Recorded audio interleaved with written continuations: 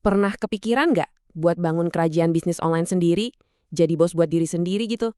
Nah, hari ini kita bakal bongkar habis-habisan buku panduan rahasia yang dipakai para guru palsu buat menjual mimpi itu ke kita semua.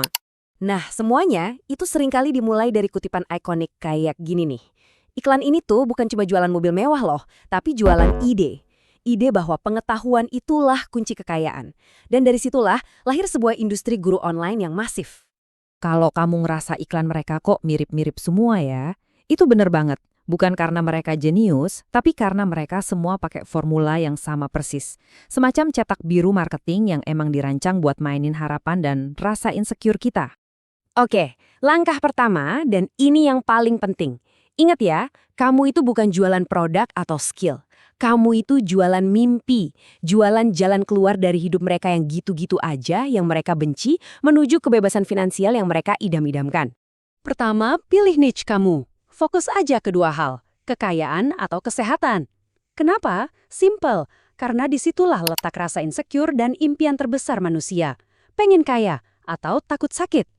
Nah, emosi-emosi ini target empuk banget buat kamu. Dan kutipan ini, wah ini ngebongkar rahasia terbesar mereka. Isi kursusnya itu sebenarnya nggak penting-penting amat, yang penting itu marketingnya. Materinya bisa kamu cari di buku gratis atau bayar orang buat bikinin. Kuncinya itu cara kamu ngebungkus dan ngejualnya. Sekarang yuk kita bedah mesin pencetak uang di balik semua ini. Namanya sales funnel atau corong penjualan. Ini adalah sistem yang udah dirancang sedemikian rupa buat ngubah follower di sosmed jadi pelanggan yang rela bayar mahal. Cara kerjanya ada 3 tahap. Pertama, iklan di sosmed yang mancing kamu pakai janji-janji kebebasan finansial. Terus, kamu diajak ikut webinar gratis yang sebenarnya sih isinya jualan berjam-jam buat ngebangun kepercayaan. Dan puncaknya, jualan kursus mahal pakai trik waktu terbatas. Penting buat diingat, tujuan webinar ini bukan buat ngajar. Sama sekali bukan. Tujuannya itu buat bikin penonton ngerasa mereka butuh banget informasi penting yang kamu punya, dan satu-satunya cara buat dapetin itu, ya dengan beli kursus kamu yang harganya selangit. Oke, webinarnya dimulai dengan kisah sedih kamu. Ceritain gimana dulu kamu itu sama persis kayak mereka. Bokeh, stres, hidupnya buntu. Tujuannya, buat bangun koneksi emosional yang kuat. Biar mereka mikir, wah orang ini ngerti banget perasaan gue. Selanjutnya, kamu harus merusak cara mereka mikir soal uang. Doktrin mereka kalau nabung itu buat pecundang, dan uang itu harus diinvestasikan. Nah, dengan gitu, pas kamu nawarin kursus seharga puluhan juta, mereka nggak lihat itu sebagai biaya, tapi sebagai investasi buat masa depan. Nah, disinilah letak jeniusnya permainan psikologis mereka. Di satu sisi, kamu bilang, ini butuh kerja keras loh, biar kelihatan bisa dipercaya. Tapi di sisi lain, kamu pamerin testimoni yang bikin kelihatan gampang banget. Ini tuh kayak jaring pengaman yang sempurna. Kalau mereka sukses, itu berkat sistem kamu. Kalau gagal, ya salah mereka sendiri, kurang kerja keras. Buat nutup penjualan, kamu harus ciptain rasa urgensi palsu, pakai timer hitung mundur, bonus yang katanya bakal hangus selamanya, atau bilang kalau slot terbatas. Intinya, bikin mereka panik dan beli pakai emosi, bukan logika, sebelum webinarnya selesai. Tapi permainannya nggak berhenti setelah mereka beli kursus pertama. Justru itu baru permulaan.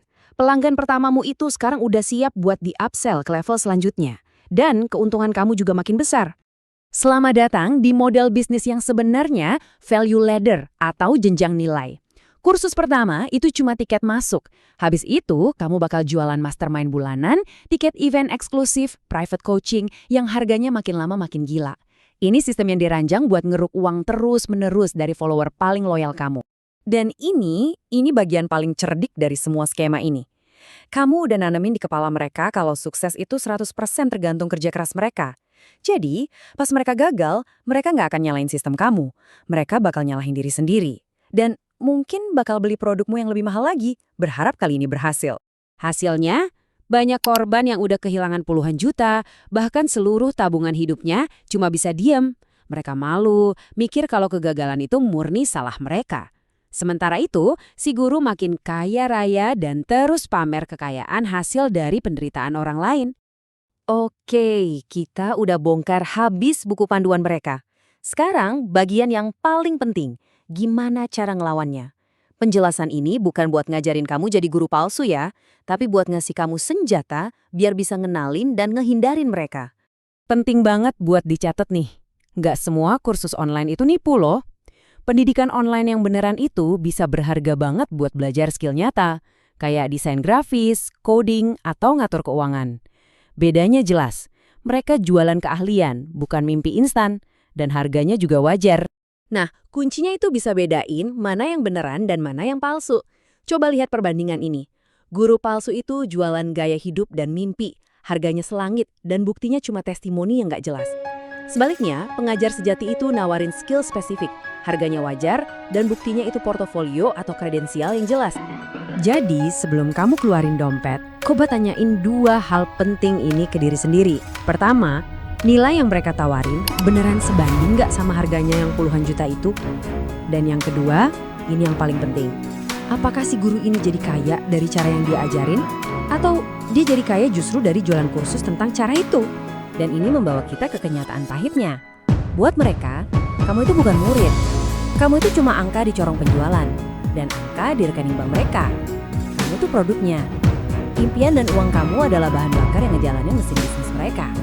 Jadi, lain kali kamu lihat iklan yang nawarin mimpi-mimpi indah itu, coba berhenti sejenak dan tanya, waktu kamu membeli mimpi itu, sebenarnya kerajaan siapa yang lagi kamu bangun?